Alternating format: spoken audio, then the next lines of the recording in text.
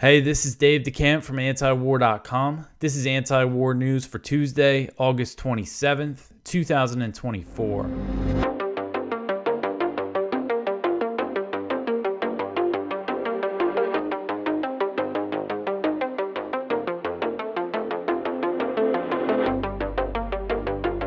All right, the first story at the top of antiwar.com today. The U.S. has given Israel 50,000 tons of military aid.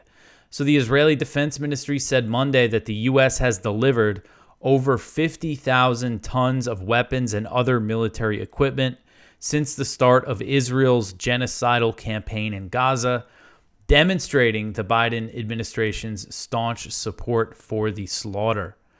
So since October 7th, 107 ships and 500 transport planes have brought U.S. military aid shipments to Israel.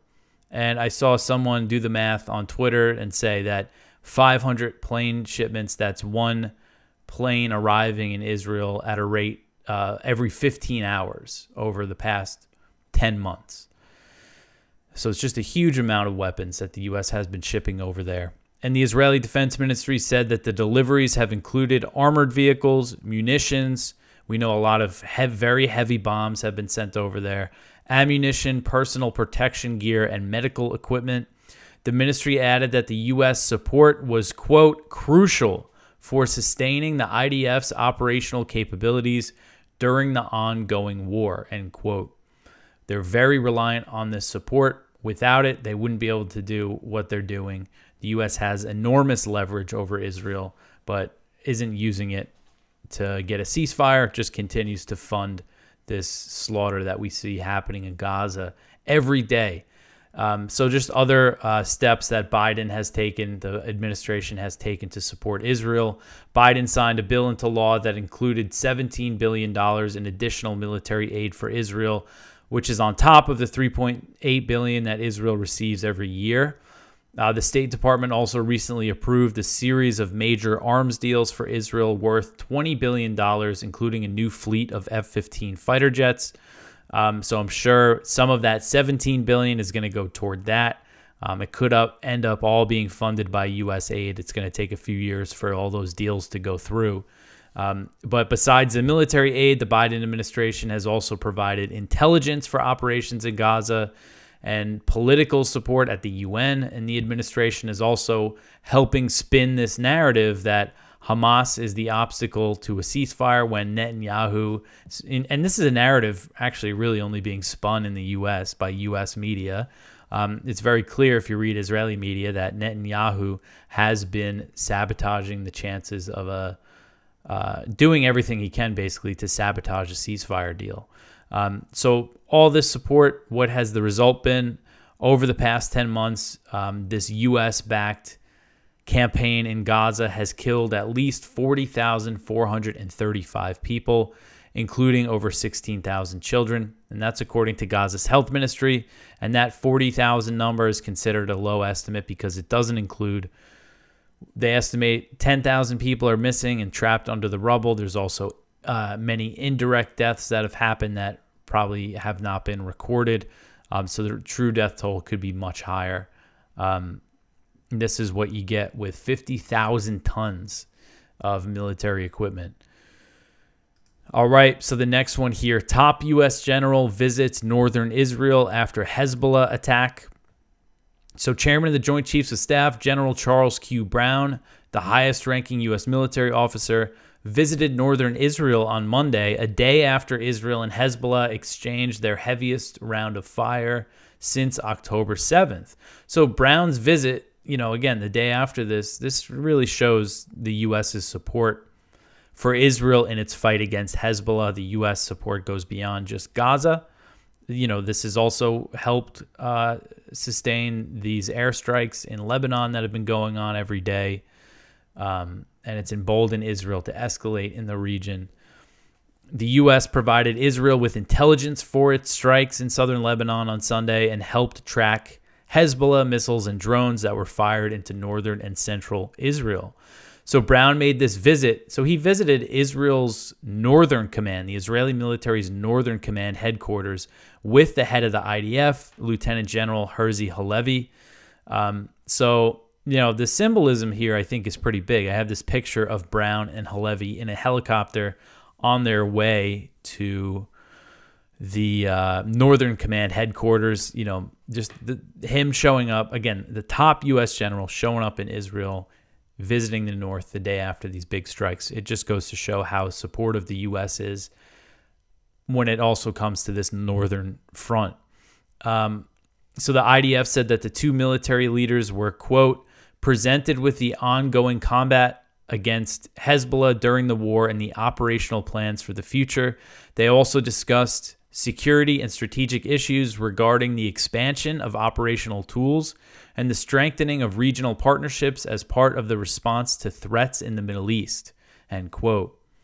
So the U.S. has deployed additional warships and fighter jets, and they are pledging to defend Israel if Iran attacks. The White House said on Monday that the U.S. is going to keep these assets in the region. They're going to keep 2 aircraft carriers in the region.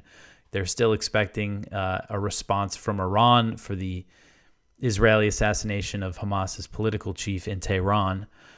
So this is interesting. Channel 12, the Israeli TV station, reported that in some of Brown's discussions with Israeli officials, the Israelis pushed for the U.S. to establish a credible military threat against Iran or potentially launch strikes on Iranian nuclear facilities to prevent Tehran from acquiring a bomb. So despite these claims from Israel about Iran seeking a nuclear weapon, there's no indication that they actually are. This is something that has been acknowledged by U.S. intelligence, including in our big report, annual report called the Threat Assessment that they put out earlier this year. But this is something that you see a lot from Israeli officials saying that the U.S. has to establish a credible military threat, and some of them, they threaten attacking Iran all the time. We used to see it actually a lot more before October 7th. It was pretty common to see Netanyahu or his people, say that, hint at, attacking Iran.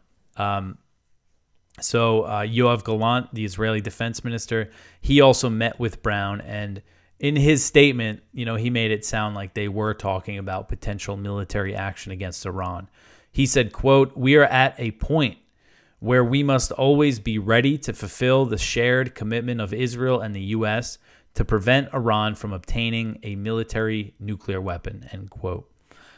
So it's always worth pointing out that Israel has a nuclear stockpile and that Iran does not. Israel has nukes, that they have a secret covert nuclear weapons program, which is funny because that's the accusation that is always made against Iran. Israel does not declare it, and the U.S. pretends it doesn't exist.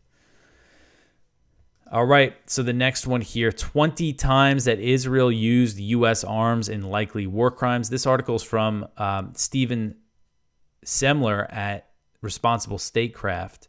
So this is a good extensive report on the times that U.S. weapons have been used in likely war crimes in Gaza, and it lists 20 examples, which of course is not nearly an exhaustive list considering how many airstrikes Israel has been launching on Gaza. But this is, kind of in response to the Biden administration has, claimed that there was that State Department report that they were required to do to see if Israel was violating international law or violating U.S. law with U.S. weapons, and it basically concluded that they thought they probably were, committing war crimes, but we don't have any evidence, so we're going to keep giving them weapons, which is just completely ridiculous. There's so much evidence, and this is a good compilation of it. And like the different types of weapons that they used, including the 2,000-pound bombs.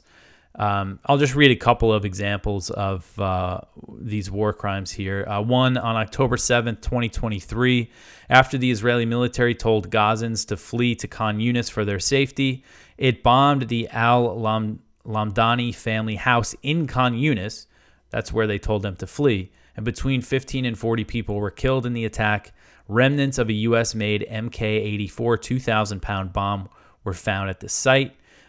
January 13th, 2024, Israeli forces dropped a U.S.-made Mk-84 2,000-pound bomb from a U.S.-made F-16 aircraft on a house in Deir al-Balah, but it did not explode. A second aircraft did destroy the home, leaving an approximately 40-foot crater, characteristics of a 2,000-pound bomb with a delayed fuse. The Israeli military had designated Deir al-Balah as a safe zone in October.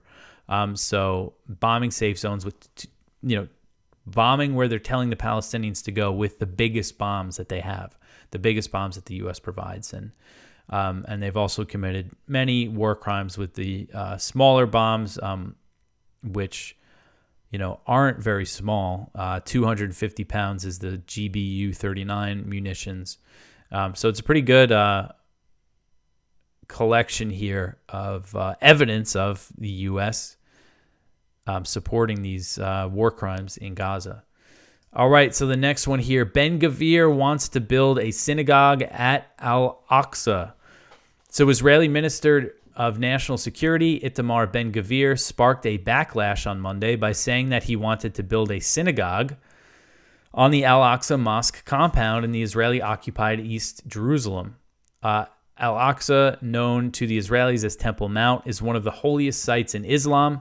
Ben-Gvir told Israel's army radio, quote, "If I could do what I wanted, a synagogue would also be established on the Temple Mount. If I were to say that Muslims are not allowed to pray, you would kill me," end quote. So what he's referring to there is that under the decades-old status quo at the Al-Aqsa Mosque compound, non-Muslims can visit the site but cannot pray there. Over the past 2 months, Ben-Gvir made 3 provocative visits to Al-Aqsa and declared Jewish prayer was allowed, prompting Israeli Prime Minister Benjamin Netanyahu to issue statements saying that the status quo has not changed. So he essentially did the same thing again, and Netanyahu put out another statement saying that there's no change to the status quo. The thing is, we have a high-ranking Israeli minister who's in charge of the Israeli police repeatedly saying that the status quo has changed. And so there's an interesting quote here. Members of Netanyahu's coalition government also denounced Ben-Gvir's actions, including Interior Minister Moshe Arbel, who's a member of the Shas party, which is a Haredi Orthodox party. He said that Ben-Gvir could hurt Israel's efforts to build an anti-Iran alliance with Muslim nations. So this is interesting because I think this is the reason why. Because obviously Netanyahu doesn't care about stoking tensions with the Palestinians. But we actually saw after this, Saudi Arabia put out a statement strongly condemning Ben-Gvir.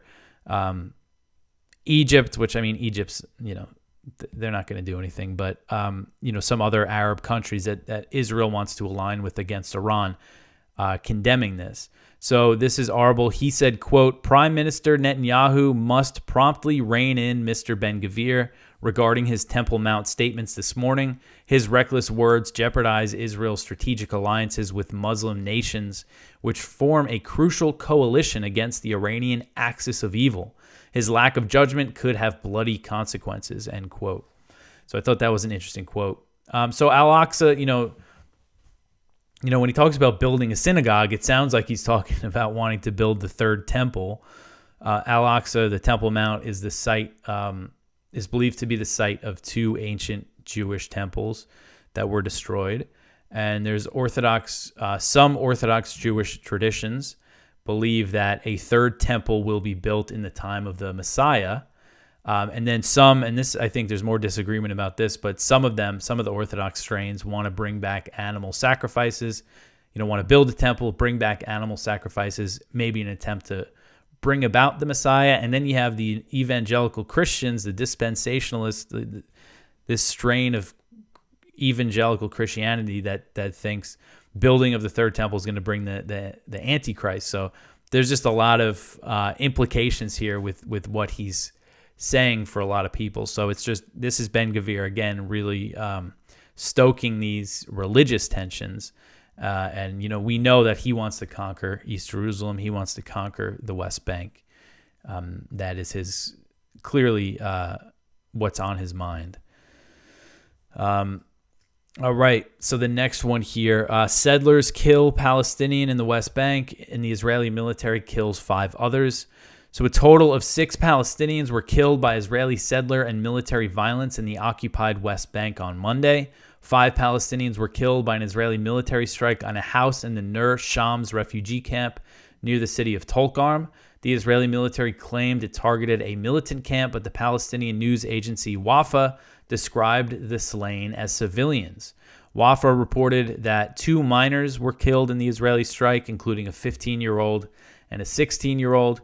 The news agency said that the killings brings the total number of Palestinians killed by the Israeli military and settlers since October 7th to 650, which is quite a lot. Early Tuesday morning, the Palestinian Health Ministry said that Israeli settlers shot dead 1 Palestinian and wounded 3 others in Bethlehem.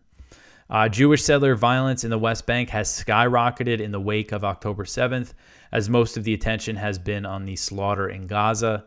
Settlers have also been emboldened by the Israeli government, which includes extremist settlers who are committed to annexing the West Bank. Settlers often attack and terrorize Palestinians with the goal of forcing them off their land, with the tacit backing of the Israeli military, which rarely intervenes. Lately, it seems like they're never stopping any of these attacks. So this is just ramping up the settler violence because they want to take over the land, kick the Palestinians out of their homes.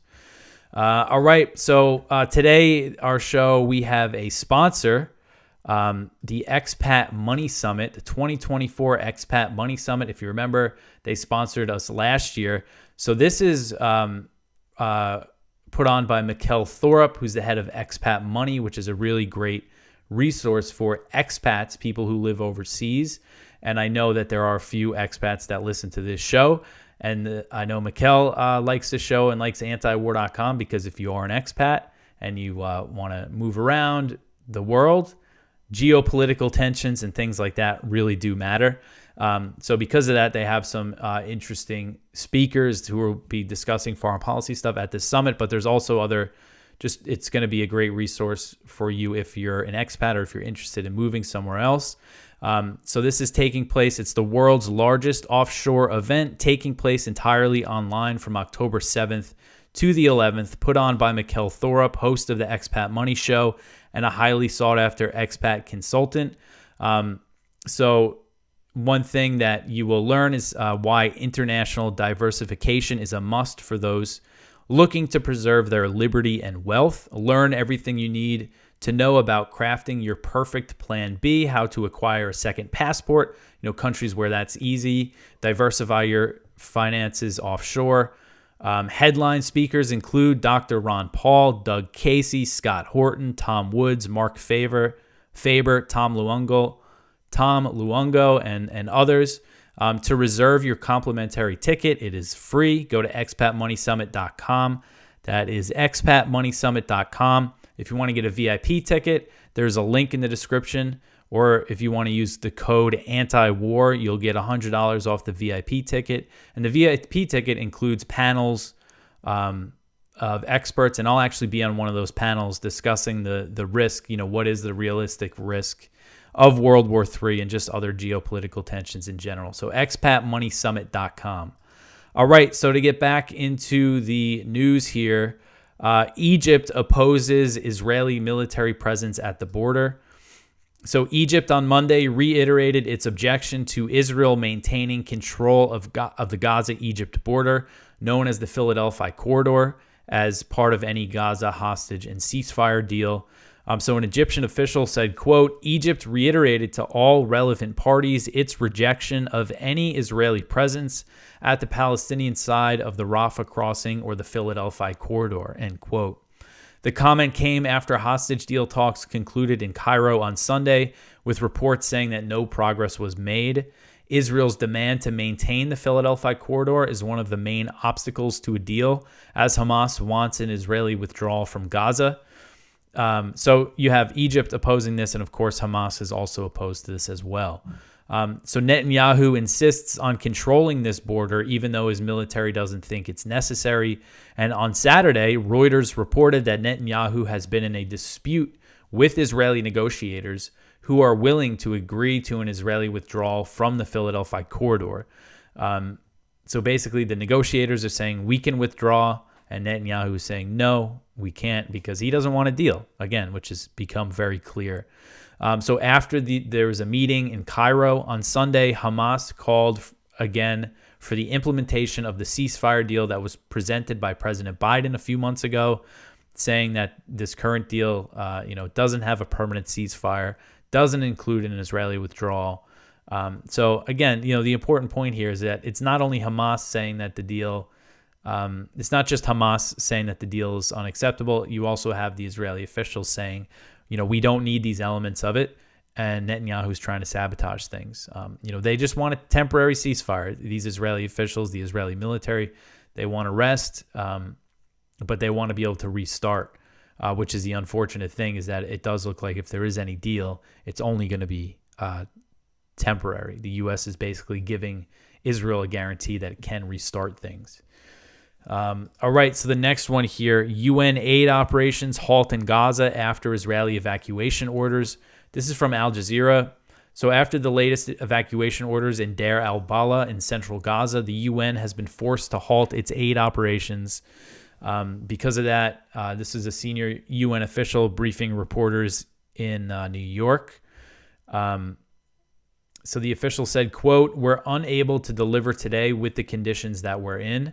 End quote. The official noted how the UN has relocated its main command operations for the Gaza Strip and most UN personnel to Deir al-Balah after Israel ordered the evacuation of Rafah in southern Gaza in May. So they had most of their personnel based in Rafah, but then when Israel invaded Rafah, they moved mostly to Deir al-Balah. But they're saying that they cannot operate and deliver aid, although they do say that the UNRWA, the UN Agency for Palestinian Refugees, is able to continue to operate so that they are able to help if they can. But the issue is getting, things in and moving from point A to point B for the other UN agencies. All right, so the next one here, Russia launches a massive strikes across Ukraine. So on Monday, Russia launched one of its heaviest missile and drone barrages across Ukraine in an attack seen as retaliation for the Ukrainian invasion of Russia's Kursk Oblast. According to Ukrainian officials, over 100 Russian missiles and drones were fired at 15 Ukrainian regions, an area that makes up more than half of the country. The Russian Defense Ministry said it was targeting energy infrastructure that supported the Ukrainian military. The ministry said, quote, "This morning, the Russian armed forces delivered a massive strike by airborne and sea-launched long-range precision weapons and attack unmanned aerial vehicles at critical energy infrastructure of the Ukrainian military-industrial sector. All designated targets were destroyed," end quote. I didn't see Ukraine saying, that they intercepted anything here. A lot of times Russia will launch a big barrage and Ukraine says that they intercepted most of the missiles, but it doesn't look like they were able to do that. So 4 people were reported killed in the attacks and more than a dozen were wounded. Ukraine's Prime Minister Denis Shmyhal called the Russians terrorists and urged Kiev's Western backers to allow the use of long-range NATO missiles to hit targets deep inside Russia. So after this big attack, he's saying, give us the long-range strike capability. We got to start hitting them deep inside Russia. So also on Monday, Ukraine launched drone attacks against 7 Russian regions. The Russian Defense Ministry said that its forces shot down 20 Ukrainian drones.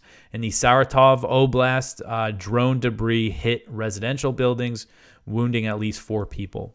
So Ukraine wants to use, the advanced missiles to launch these attacks deeper inside Russian territory. And this bombing is, part of Russia's response to the Kursk invasion. This could become more of a regular thing. We will see, if it becomes more regular again. This has been the common response from Russia in response to attacks on its territory, is ramping up the strikes across Ukraine on energy infrastructure and everything. All right, so the next one here, arms makers are making huge profits amid global tensions. So this article is from Kyle Anzalone. It includes a great AI-generated picture of some arms dealers, some defense contractors who are very happy and have lots of cash. So as wars in Ukraine and the Middle East continue to rage, Vertical Research Partners forecasts top weapons manufacturers will experience record cash flow during the coming years. The analysis, which was commissioned by the Financial Times, reports that the leading 15 defense contractors are forecast to log free cash flow of $52 billion in 2026, with the top 5 U.S. defense contractors forecast to generate cash flow of $26 billion. So the cash flow in 2026 that's estimated will be double the numbers in 2021. I mean, what happened in 2022, the invasion of Ukraine, what happened in 2023, and, what's going to happen in the next couple years as tensions continue to rise. These record numbers are part of an upward trend for weapons makers already benefiting from a surge in global military spending and conflict. And, of course, they're making out from all the Ukraine aid, all the aid for Israel, all the European countries increasing their military spending at the encouragement of the U.S. They're purchasing all these new U.S. weapons. So there's big money to be made for these defense contractors, these weapons makers who are intertwined with the U.S. and other governments. You have the Secretary of Defense, the head of the U.S. military, the head of the Pentagon. Before he took that role, he was on the board of Raytheon, which is one of the top 5. I mean, they're either number 1 or number 2. So just blatant corruption. This is a normal thing now. And he's the one that led this, all this military aid to Ukraine and everything. It's a total boondoggle for all his friends over at Raytheon. All right, so the last one here, Chinese and Philippine vessels have another confrontation in the South China Sea.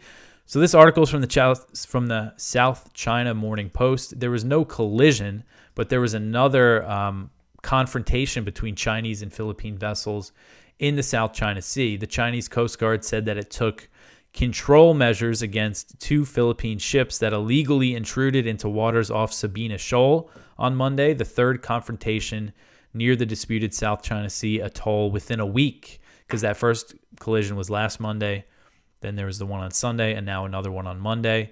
And this was just hours after the collision, it was hours after China and the Philippines both put out statements blaming the other side for the collision on Sunday. So this is just, again, not as big of a deal as a collision here, but it's just not a good sign that, they're having more confrontations and everything. And of course, the Philippines, they haven't, as far as I know, they haven't put anything out about this yet, but they're going to blame it on China. They say China's illegally intruding. That's the back and forth. All right, so that is it for the news for today. Please go check out our viewpoints. One from Patrick Eddington: does the government classification system need reform? One from Haaretz: Jewish terror has exploded. It may bring Israel down. One from William Hartung: who gives 3 cheers for the military-industrial complex? One from Samuel Geddes: the incompetence of masters of war. One from James Bovard: Tulsi Gabbard episode shows the surveillance state as strong and stupid as ever. So please go check all of that out. Check out our blog. We have a lot of good stuff there. We repost the Conflicts of Interest, which is Kyle Anzalone's great show. Also the Ron Paul Liberty Report. They had a great show about the founder of Telegram being arrested. And a reminder that this Saturday is the Ron Paul Institute event. There's a link if you're interested to that in the description. I will be attending. I'll be speaking at the student conference the day before, but I'll be hanging out over the weekend there. That's going to be a lot of fun. So I hope to see some folks who, some readers of antiwar.com there. So yeah, it'll be a good time. But that is it. If you want to support this show, tell your friends about antiwar.com. Like, share, subscribe. Comment, all that stuff really helps out. I appreciate everyone who does. I will be back tomorrow with some more news for you. Thanks for listening.